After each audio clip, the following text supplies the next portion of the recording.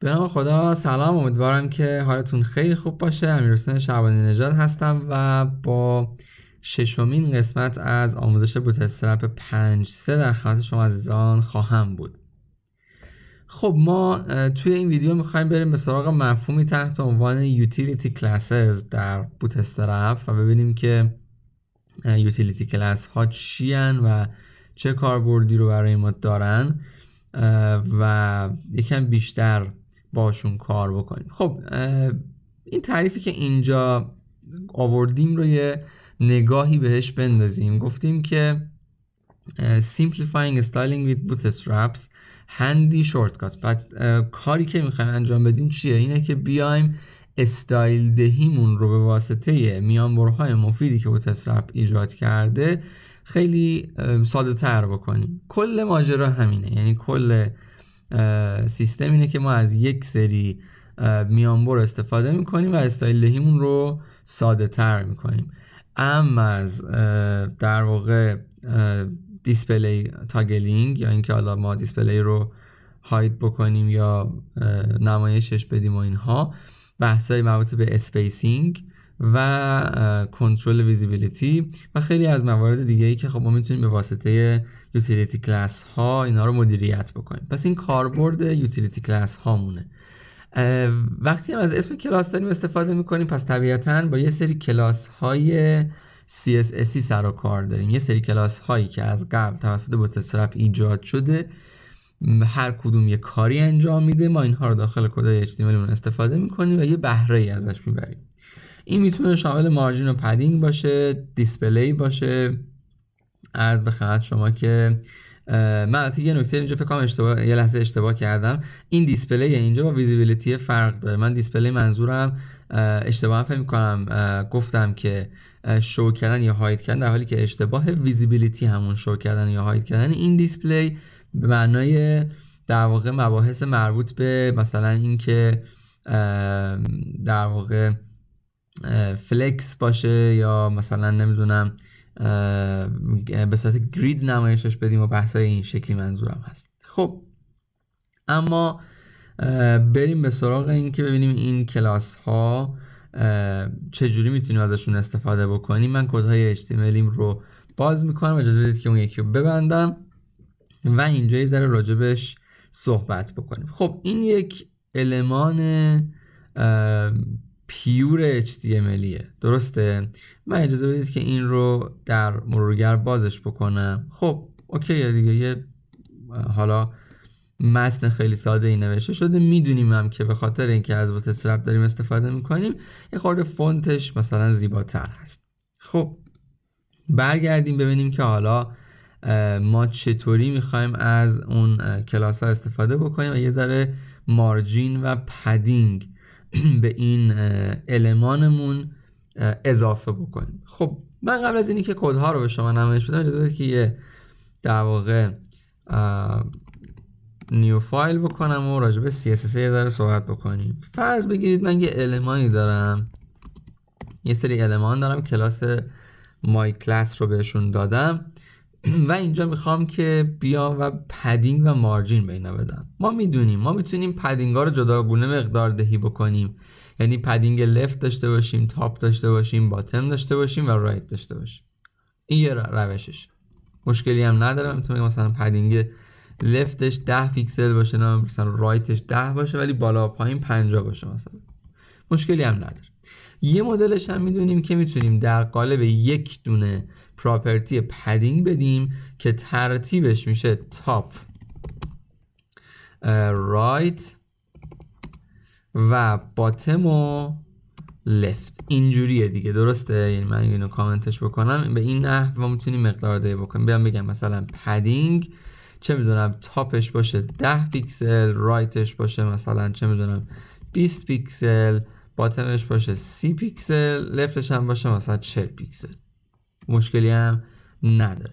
همین قضیه عیناً همین، من اگه بذارید من اینجا اینو بردارم یه دات مای کلاس 2 بذارم اینجا، اینو میکنم مارجین، اینم میکنم مارجین. ما اینو از قبل میدونیم، یعنی این یه مفهوم CSSیه. و میدونیم هم که میتونیم به تنهایی مقدار دهی بکنیم، فقط پدینگ رایت بدیم، فقط مارجین رایت بدیم. بوت استرپ اومده این کار برای ما کرده، یه سری کلاس در اختیار ما گذاشته که ما همون مدل اتوماتیکه، حالا من اینم به اینجا قید بکنم که مثلا 10 پیکسل. یعنی چی؟ یعنی از هر طرف 10 پیکسل و همه اطرافش یکسان. اوکی، مارجینه هم همینه. من اگه بیام اینجا مارجین رو یه اینتر بزنم و اینجوری بنویسم، اشتباه شد، مارجین، بیام بگم 10 پیکسل، از هر طرف 10 پیکسل فاصله پیدا میکنه. حالا من هی اشتباهی دستم میذارم روی دکمه کنترل اس رو حساب عادت دیدم، چون فایلی که ما سیوش نکردیم هی برای من این رو باز میکنه. خب من برگردم، من کدام قبل کپی کردم، اجازه بدید که کدای مارجین رو بیارم. برای اینکه زمان خیلی گرفته نشه گفتم کدها رو با هم ببینیم. قبل از اینی که اصلا کدها راجع بهشون صحبت بکنیم، خروجی کار رو ببینیم و ببینیم چه اتفاقی افتاده. گفتیم آقا این المانی که اینجا قرار گرفته یه مارجین تاپ داره، بدونید کلاس امتی 3 هست. توضیح میدم چرا. این بدونم مثلا باتم داره که حالا با یه مقداری باتمش هم گذاشتیم و اومدیم گفتیم آقا این یکی پدینگ داره. پدینگ میدونیم دیگه تو باکس مدل فضای داخلیه دیگه، یعنی این المان تا سمت چپ این باکسه یا از اینجا تا بالای این باکسه. المان چپ و راست داره، یعنی پدینگ چپ و راست داره و پدینگ بالا پایین داره. این یکی اومده گفته آقا یکسان همه اطرافش رو بهش دادیم. یکی مثلا گفتیم که پدینگش رو یکسان بهش دادیم. و حالا اینا هم که ریسپانسیو مارجینی که الان فعلا راجبش صحبت نمی‌کنم و جلوتر راجبش حرف میزنیم. خب برگردیم ببینید اون کلاس های CSS که مربوط به مارجین M داره، با M شروع میشه و اون دسته از مواردی که برای پدینگ با P شروع میشه. حالا ما اینجا چی داشتیم؟ گفتیم آقا یه خالی میتونیم داشته باشیم که از هر طرفش میده. ما اینجا اینم داریم، یعنی این دومی رو نگاه کنید، M-5 از هر طرف این میده. 5 واحده و در واقع بخوایم حسابش کنیم 6 تا سال. خب صفر که بدیم یعنی صفر میکنیم دیگه. صفر طبیعتاً صفر کردن. این میتونه 1 باشه، میتونه 2 باشه، میتونه 3 باشه، میتونه 4 و میتونه 5 باشه. هر کدومش بنا به یه نسبتی. حالا جداگونه اگه بخوایم ببینیم که مثلا اومده با واحد REM مشخص کرده، گفته آقا مثلا این کلاسی که من اینجا گذاشتم به این شکل باشه. مثلا نکنیم P5 3 تا در واقع با واحد REM یا REM ما اومدیم این رو بهش مقدار دهی کرده. در بوت استرپ اومده این رو بهش مقدار دهی کرده و خب این طبیعتا شما توی حالا صفحات مختلف که میرید میتونید از این واحده استفاده بکنید دیگه. درگیر این که خودتون بهش بچینید و کارهای این شکلی به وجود بیاد نیستید. خصوصا اینکه این ساختارها ریسپانسیوه. جلوتر راجع به ریسپانسیو بودنش صحبت میکنم. من برگردم بالا فعلا و یه مقدار راجع به اینا با هم دیگه صحبت بکنیم، بعد میریم جلوتر اون موارد رو هم میبینیم. ببینید این کلاس ها خب گفتیم میتونه M باشه، یعنی از هر طرف به یک میزان، و میتونه چیزهای دیگه داشته باشه. چه چیزهایی؟ ما گفتیم تو CSS ما میتونیم در واقع تاپ و رایت و باتم و فلان اینا رو تکی مقدار بدیم، مشکلی نداره. بگیم مثلا لفتش این باشه، باتمش این باشه و این موارد داشته باشیم. تو بوت استرپ هم همینه، این امکان وجود داره. ما اینجا که تی گذاشتیم، این تیه یعنی تاپ، این بیه یعنی باتم، این پایین این x و y به چه معنیه؟ x یعنی محور x ها، یعنی اگه نظیر بکنیم در واقع چپ و راست رو میتونیم در نظر بگیریم، و y یعنی بالا و پایین، محور y ها به این شکل، یعنی 2 واحد بالا 2 واحد پایین، 4 واحد چپ 4 واحد راست. واحداش هم شما میتونید مقادیر دقیقش رو نگاه بکنید. معمولا بوت استرپ میاد از EM یا REM استفاده میکنه و از این واحدها برای این قضیه استفاده میکنه. حالا یه نکته اینجا وجود داره. ما قبلا میتونستیم مثلا الان اینی که اینجا چپ و راستش 4 هست، این دیگه درسته، چپ و راستش 4، من اگه بخوام فقط بگم چپش 4 باشه قبلا میتونستم بگم پی ال، ولی اگه الان بیام اینجا رو نگاه بکنیم با هم اتفاقی نیافتاد، کار نکرد. توی بوتسترپ 5 به بعد این پی ال و پی آر که قبلا به معنی پدینگ رایت بود یا حالا ام ال و ام آر دیگه مورد استفاده قرار نمیگیره و به جای این قضیه ما از پی اس و پی ای استفاده میکنیم. من اگه اینجا مثلا میگم پی ای 2 شما میتونید ببینید مثلا حالا ام ای که اینجا تفاوتش حس نمیشه، ببینم کدومی که از میشه ام اس حس میشه دیگه، ام اس مثلا 3. ببینیم با هم یه لحظه تغییری که من دادم رو دیدید، به میزان 3 واحد از چپ فاصله گرفت و همینطور پدینگش هم از در واقع سمت چپ به یه میزانی فاصله گرفت، درسته؟ حالا برگردیم به داخل کدها. من پی اس رو پاک میکنم، همون پی ایکس بمونه فعلا، باشگاهی نداریم و به این شکل. خب پس ما گفتیم که اینا میتونه انواع مختلف داشته باشه، تاپ، باتم، رایت و لفتش هم که با استارت و اند توی بوتسترپ 5 مقدار دهی میشه، ایکس و وای میتونه داشته باشه یا اینکه از هر طرف یکسان باشه. ریسپانسیو مارجین یا ریسپانسیو پدینگ چیه؟ میتونیم بگیم آقا مثلا در صفحات LG یا لارج 5 واحد باشه، بعد بشه MD بشه مثلا 3 واحد، SM بشه 2 تا، Mش هم بشه 1. یا همین قضیه راجع به پدینگ هم صدق میکنه. و یا اگه خواستیم یه المانی رو سنتر بکنیم MX اوتو بهش بدیم، ما مثلا در محور X ها این بیاد و مرکز قرار بگیره. حالا اینجا چون به هر حال خیلی خوب دیده نمیشه ما نمیتونیم این رو دقیقاً بگیم که به چه نحوی اینجا قرار گرفت، ولی خب معمولا ما از M- اوتو مثلا استفاده میکنیم برای سنتر کردن در هر جهتی، یا مثلا از MX برای جهت X ها، MY برای جهت Y ها و به همین شکل. خب اون ریسپانسیور هم با هم دیگه ببینیم. بذارید اصلا من در واقع این ساختار رو روشن بکنم بتونیم با هم دیگه ببینیم. میبینید این در واقع ریسپانسیو پدینگ داره تو اسکرین های مختلف خودش رو تنظیم میکنه.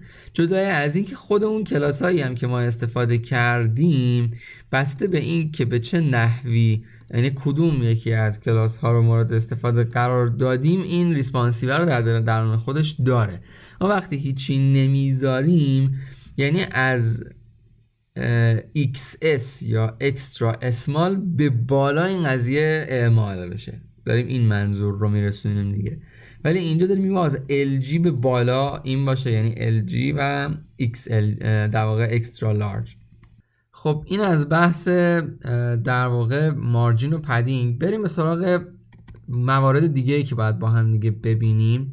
ما میتونیم راجع به بحث حالا دیسپلی و ویزیبیلیتی با هم صحبت بکنیم.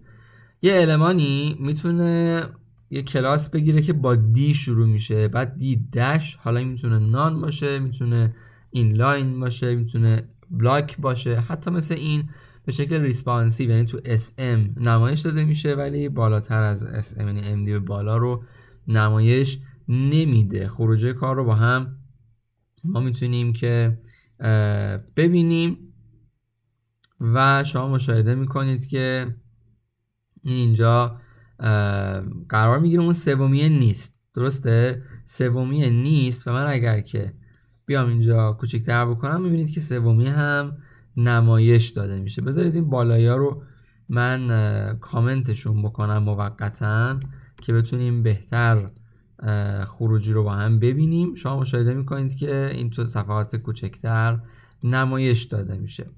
اما اینم بذارید من کامنتش بکنم، بیام پایین در ارتباط با بحث کالرها هم صحبت بکنیم. ما کالرها رو میشناسیم که حالا پرایمری، سکندری success warning danger اینها میتونه داشته باشه.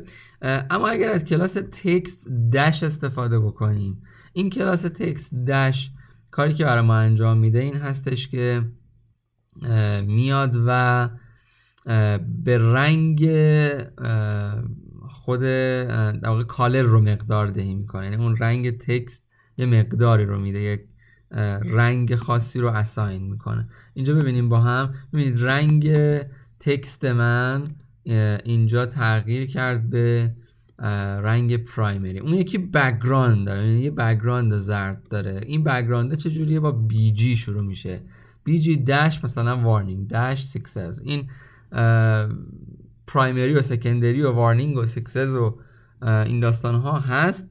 حالا اگر تکست رو استفاده بکنیم رنگ کالر عوض میشه، اگر بی جی باشه رنگ بک‌گراند کالر تغییر میکنه. پس اینم از در واقع یوتیلیتی کلاس های مربوط به رنگ. میتونیم بوردر ها رو هم راجبشون صحبت بکنیم. ما کلاس بوردر رو که استفاده بکنیم به یه المان بوردر میده. اینجا رو ببینید، نگاه کنید، اینجا بوردر گرفت. حالا من بذارید که اصلا از این بیارام استفاده نکنم. حالا که مارجین رو با هم یاد گرفتیم، من اجازه بدید که یه امدش 5 به هر کدوم از این المان ها بدم که یه ذره ما نمای کار رو بتونیم با هم بهتر ببینیم. خب حالا الان یه مقدار کار بهتر شد. اینجا رو شما نگاه بکنید، این یک بوردر ساده داره. میبینید یه بوردر خیلی ریز ساده داره و به این شکله. این بوردره میتونه ضخامتش هم تغییر کنه. ما از بوردر 0 داریم تا 5، مثلا اگه 3 رو مقدار دهی بکنم این بوردره یه مقدار ضخیم میشه. میبینید این ضخیم شد و این اتفاق میتونه تو بوردر باشه. میتونیم در واقع بیایم و یه رنگ هم بهش بدیم، بوردر بلک رو بدیم. شما میبینید که این به رنگ سیاه تغییر میکنه. این میتونه به شکل راوندد باشه. کلاس راوندد ربطی به بوردر نداره ها. راوندد کلا کارش ایجاد ریدیسه و جاهایی که ما بتونیم این رو ببینیم کاربرد داره. ما ریدیس رو تصاویر بدون استفاده از بوردر میتونیم ببینیم. برای همین اومدیم گفتیم راوندد داش سیرکل. این ریدیس 100% ایجاد میکنه از همه طرف. نگاه کنید اکثر رو. ولی خب اینجا وقتی مثلا برای یه المان میخوایم استفاده بکنیم باید بوردر داشته باشه تا این ریدیس رو متوجه بشیم دیگه. پس این نکته خیلی مهمیه. پس کلاس راوندد ربطی به بوردر نداره لزوما، خودش ریدیس صرفا و مقدار دهی در واقع ریدیس رو انجام میده. حالا وقتی در کنار بوردره در واقع طبیعتا داره اون بوردر ریدیس دیگه، یعنی در واقع بوردر ریدیس رو داره میده و رو تصاویر بدون نیاز به این که حالا لزوما ما بوردر رو بذاریم این داره ایجاد میشه. ولی خب بستگی داره دیگه، هر جایی که ما بتونیم این رو مشاهده بکنیم. پس یا رو بوردر ها میتونیم مشاهدهش بکنیم ریدیسی که بهمون میده رو، یا رو تصاویر میتونیم مشاهدهش بکنیم. این اتفاق داره در مورد این میفته. خب این کلیات ماجرای یوتیلیتی کلاس ها بود و من اجازه بدید که خطهای دیگر رو هم آن کامنت بکنم و یک بار خروجی کل کار رو با هم اینجا بتونیم ببینیم. بله ببینید که خب به هر حال این المان ها میتونن به این شکل قرار بگیرن. این کلیات ماجراییه که در مورد یوتیلیتی کلاس هاست و باید راجبشون صحبت میکردیم. ما تا اینجای کار، یعنی تا همین ویدیوی ششم، کلیات بوتسترپ رو فهمیدیم، تموم شد رفت. یعنی ما اولا دیگه از اینجای به بعد یه سری نکات ادوانسد رو راجبش صحبت میکنیم. ما تو ویدیوی بعدیمون میریم راجب جی کوئری مقدار صحبت میکنیم، ببینیم که اصلا جی کوئری چیه، جی کوئری یعنی چی و چه استفاده هایی میتونیم ازش بکنیم. و توی ویدیوهای بعدی دیگه مثلا از ویدیوی 8 به بعد ما وارد بحث پرکتیکال میشیم، شروع میکنیم یه سری ساختارهایی رو با هم طراحی کردن، ساختن که بیشتر راجبشون یاد بگیریم و هدفمون این خواهد بود که یه ذره یادگیریمون رو ادوانس تر بکنیم و افزایشش بدیم. بسیار خب، خیلی متشکرم از اینکه به عرایض من توجه کردید. روز و روزگار خوش و خدا نگهدار.